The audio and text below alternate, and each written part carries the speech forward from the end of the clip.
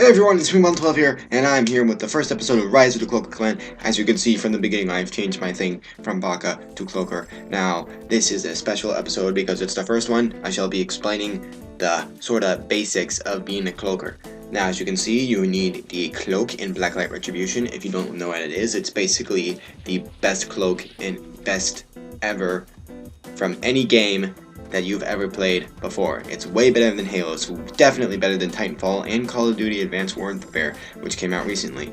Now, I am here to talk to you about the Cloaker Clan and the basics. So we'll start with the Cloaker Clan first. Now, the Cloaker Clan is about cloakers. As you can see, that is the terminology used for people who have cloak and know how to use it. How to use it, I'll be talking about shortly, but mainly it's strictly just for cloakers at the moment. I'm trying to get the name kind of more known and kind of class more known because only a few people play it, surprisingly. Someone else plays it in this match, but they suck at it, and that's why I want the people in my clan to not suck at it. Now, the basics. Pertaining to the basics, just rule number 1, you are not invisible. You are hardly visible to see, but you are not invisible. When you don't move, you can't be seen with regular vision, but with HRV, you can be seen almost immediately, unless you have a blackout down, and a blackout is something that blocks HRV. You can also be seen on infrared. If you have infrared protection, that's pretty good, but you're probably not going to have infrared protection if you're a cloaker. It's not necessarily the best thing, and there's a few types of cloakers, but this one is mainly just strictly Mark 1 cloak. And while you do it, just realize that when you have this Mark 1 cloak, you can either go heavier, which you might want to black out with, or you can go pretty fast, like I am. As you can see, I die pretty easily, and I almost die from this noob using instant ammo.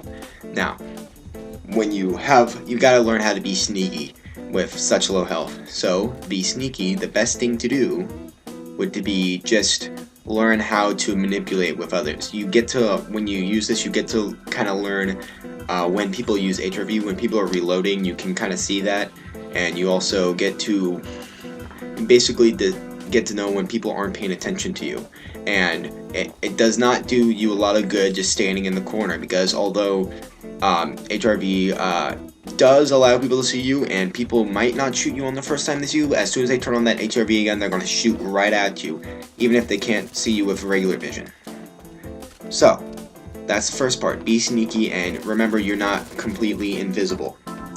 Second part is always carry a melee weapon. Now, generally, I'm not saying melee only. That's kind of a different clan's idea, but cloakers mainly, it's either pull out your weapon as soon as someone's reloading, or pull out your melee weapon. And when I mean melee weapon, I don't mean the combat knife Mark 1 or Mark 2. The combat knife is not very good. As you can see, I'm kind of using a tomahawk, not the exploding one, but the sonic, which is kills anyone instantly when thrown, and does 200 damage when a target is hit. You can also use a machete, which does strictly 200 damage, and you kind of have that machete lag. If you're not aware of it, it's when you kind of warp into someone when you swing. That's a thing, but I would definitely prefer something quick, because the machete does have a little backswing, so when you just need to slice repeatedly over and over again, it's a lot easier to do that with the throwing knives or the tomahawk like I'm using. And yes, you might, unless you're kind of like me where you need to buy something permanently, it's gonna cost you some Zen, but you can always renew it. And if you don't want to do the Zen, I recommend the throwing knives as well. You get 4 of them, but and if you get a headshot on anyone, it's a one-hit kill, which is not as hard as you think, because you generally just have to aim up. But it also does 200 damage on any other point of the body. So grenade-wise, though, I definitely wouldn't do a damage grenade. Generally, with a cloaker, you want to spread people out, and that's another thing. You generally take people one-on-one. You don't fist the entire team like a heavy. You can't take that many shots. So what you do is you generally do one-on-one, have them look for you, even play kind of a game with them, as I tend to do, where they see you, they try to find where you are, and then they use HRV a few times and kind of just start shooting up the place. Or if you walk someone, they don't know where you are, they just see the blur, and you just crouch down and you wait for them to reload or just check HRV and you spring out. It's really kind of more of a it's more of a reaction type. It's not trolling. I don't consider it trolling.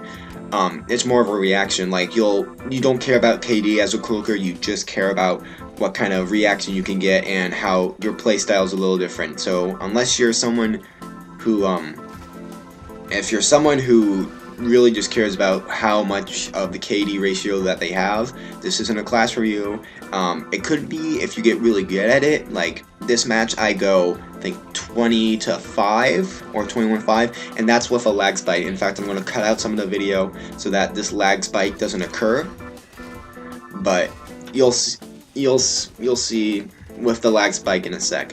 But yeah, so it's generally not a heavy KD thing. It's mainly just kind of it's a more fun, which is why I like it, because I'm not about all that KD stuff, but it's just more fun. Anyway, this is the end of the video. This is where I get some of the lag, and I do finish first. If you want to check out the Cloaker Clan at CLR, send me a message if you're interested, and I'll see if I can invite you to the clan and do all that. But until that, I'm Ping Pong 12. This has been Rise of the Cloaker Clan.